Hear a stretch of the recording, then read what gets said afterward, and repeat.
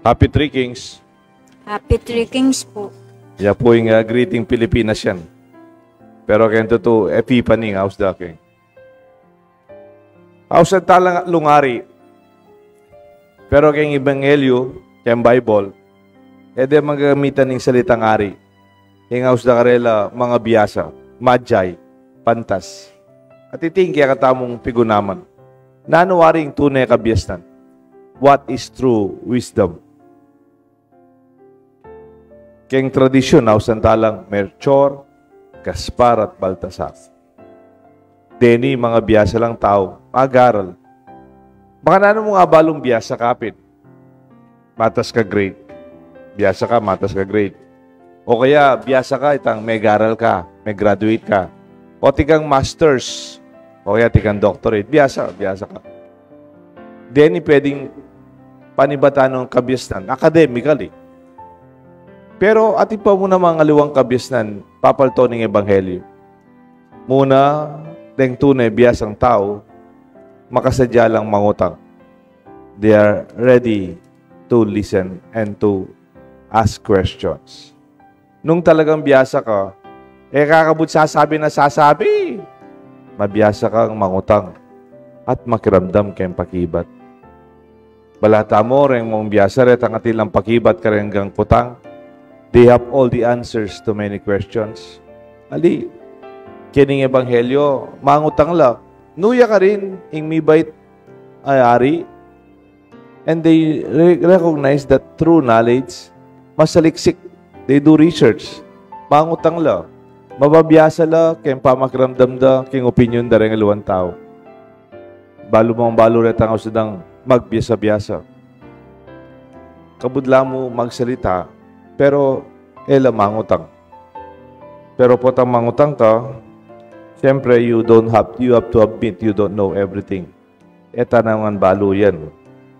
The Magi exemplify this by seeking answers and listening to the responses they made.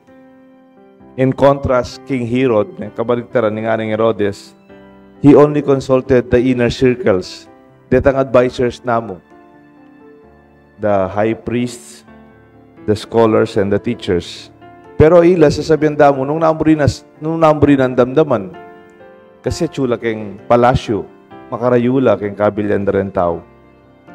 And the true wisdom acknowledges that the more you know, the more you realize, you have to learn more.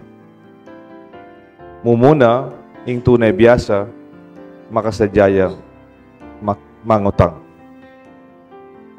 Pota marine ako mangutang. Ay, ot mangutang ko, pota barada ako biyasa. Ot mangutang ko, kagalang may pakarine ako. Ot mangutang ko, kagalang eda ako sagutan. Makanyan talaga, Kimbye. We have to ask questions. Denganak, kot na nyo rin pengari yu. Delanan da na, indadalanan nyo. Ikong pengari, potang mangutang lareng anak. Ayo kakamuanan, pakibatan nyo la. Answer them. Nagyang makulit la pa, sagutan nyo la pa rin. Uling na kahit ang kakulitan da balik-balik. Makanyan talaga. Ang po ang tumuata mo. Po ang magulyan ta na balik-balik mo naman kutang tamo. Answer their questions. O ito yung tunay maging panibatan ng kabiyasnan. When you are an inquisitive mind. Kadwa po deng tunay biyasa at ilang kababan pilubluban. Lenyo rin, yaw sa talang ari. Pero harapan ni mibay tabingot. Siniklawd la. They bow down before the baby, Jesus. The men exemplify their humility. They bowed down and generously offered their gifts of gold, frankincense, and myrrh to the newborn king. Kabaligtaran niya ping Herodes, he was consumed with his pride. He was afraid and he was insecure. Ba't makanyan eh? Hari ya ka ba't insecure ya? Hari ya ka ba't tatakot siya? He refused to bow down to anyone, even to God. Despite of being powerful, King Herod felt threatened and was paranoid about the birth of child, the king of the Jews. Neng kaya tilangawsan, little knowledge is dangerous. Potandita kabalo, makatakot. Kasi neng kaya deng aliwa, potang tinong abalon dita. Bala mo, biyasa na talaga. Pero kayong totoo, then tunay biyasa, they know that it is not enough. Then tunay biyasa ang tao mapakumbabala. Ela mayabang. Ela magbalu-baludangan. At ilang principle ken tangaw sa Dunning-Kruger effect. Ita pong explains those with little knowledge overestimate their abilities, while those with true understanding, they remain humble. Nang kaya dito taong ditak mo balo, balada biyasa nung biyasa. Pero retang taong talagang biyasa, nang kaya kin mula elaman bubulat. Bala mo indanong, potang indanong mangye, mababo. Pero potang indanong tahimik, malalam.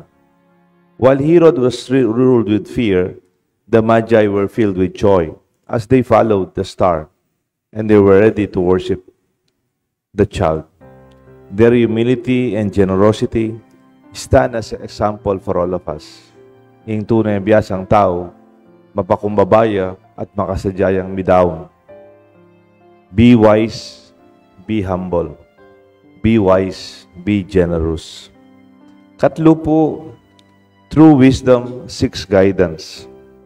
Then talagang biyasan tao, papasaup la, papaturula.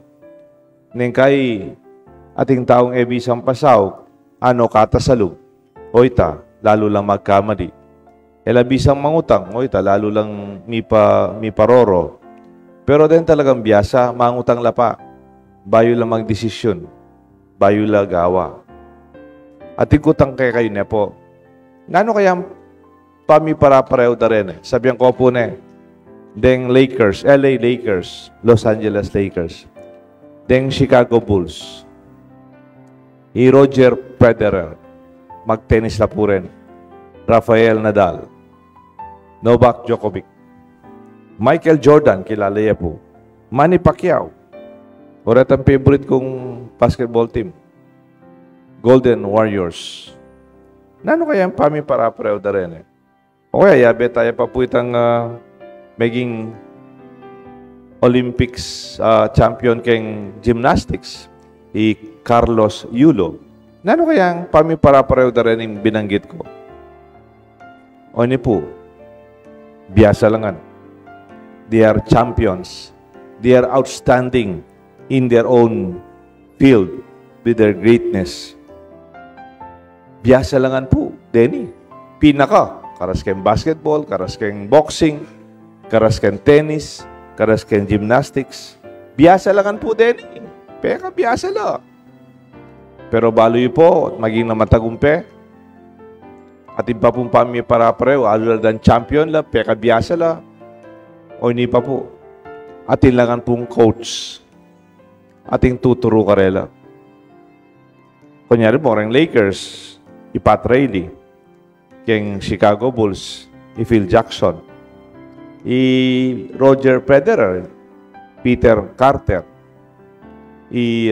Rafael Nadal, Tony Nadal, Novak Djokovic, kadwala po, Boris Becker, ang popoy Andre Agassi, Michael Jordan, yung minuna na pong coach ng Laguna, Doug Collins. Manny Pacquiao. Biyasa Manny Pacquiao. Masikan niyang tumbok. Kanitang minuna. Pero kanito, Manny Pacquiao po, makapag-boxing niya, makitumbukan niya kayong kanto. Masikan niyang tumbok kasi dati ka nung kargarur kayong palengki. Mamotya pong tuna. Mamasikan niya. Pero lalo yung maging matingkad, nakabiyasnan. Kanitang Mika coach siya.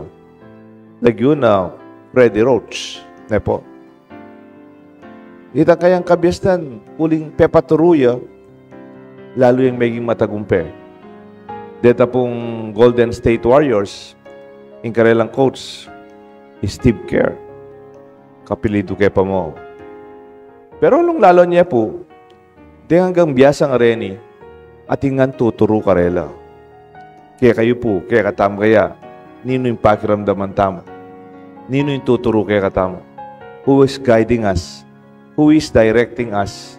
Bali po, yan din mga biyasang aktor, ang pong aktres, at ilang director. Somebody's guiding them how to act. Do it this way, do it that way.